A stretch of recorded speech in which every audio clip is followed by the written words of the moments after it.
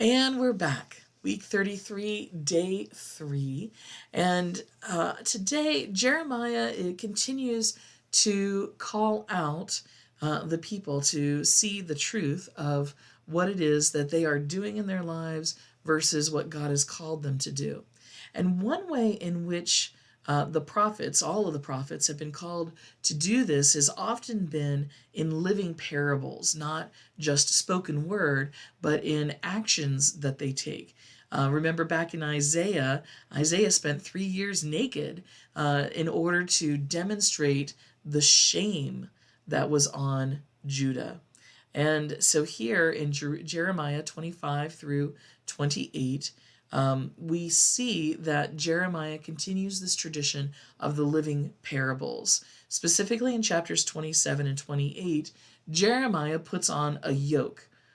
Now, a yoke, of course, for those of us who are not grown up on farms or maybe not familiar with the technology or lack thereof of years past, a yoke was a large contraption, usually made out of wood and iron, that was placed over the shoulders of a beast of burden, an ox, a donkey, something like that, and then guided in order to pull whatever the piece was in order to till the fields, etc. And so this yoke was put on to help direct the animal as well as bear the burden of what it was that they were dragging behind them.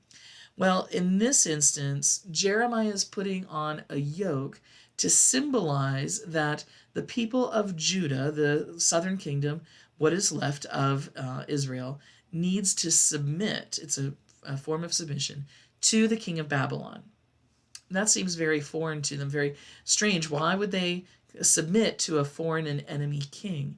And yet, this is what God is calling them to do because God has placed them under judgment, and their judgment is to submit to this foreign king.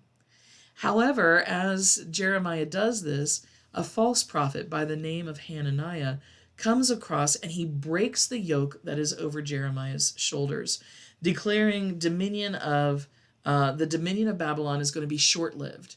This is just, again, a bump in the road. And yet Jeremiah comes back and says, no, this is not just going to be a short period. This is going to be a length of time. And he turns the prophecy that the yoke that will be worn will be actually made of iron. It's not going to be wood and iron, but just fully iron and therefore unbreakable. And as sometimes happens in these stories, in order to prove the point, God allows Hananiah, the false prophet, to die. It's that pointing out that Jeremiah is speaking truth, is speaking God's truth, and Hananiah is just speaking what people want to hear because it makes them feel better. Sometimes we have to come across with tough love. And I don't mean being mean just for the sake of being mean or to exalt yourself over somebody else, but telling people the truth that they may not want to hear because they need to be prepared. They need to be warned of what is going to happen as a result of their consequences, that there are consequences for their actions. When have you had to tell someone a hard truth? Or maybe you're facing a decision point where you need to share a hard truth with somebody. Have you been letting it go because you don't want to make them mad, because you don't want to disappoint them? Probably, if we really came down to examine the situation, we'd find that the hard truth is a consequence of their own actions. And so it's not us bearing bad news, but just bearing the news of this is what you did and this is what you're going to get. But we also have to remember there is hope in God.